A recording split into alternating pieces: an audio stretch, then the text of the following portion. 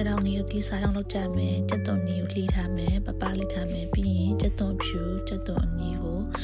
ညက်နေအောင်ထောင်းထားမယ်ပေါ့နော်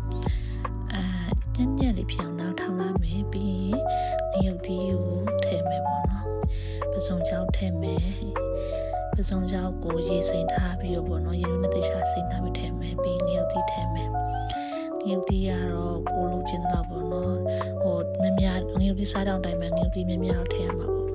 ကျက်သွန်ကတော့နီးရမများထည့်မယ်နော်ကျက်သွန်ဖြူလေးကနည်းနည်းပဲထည့်မယ်ပြီးရင်စားထည့်မယ်စားထောင်းတဲ့မှာစားတဲ့နည်းနည်းလေးပို့ပို့ထည့်မယ်ဒီနေရာမှာတက်လို့သမားတွေကတော့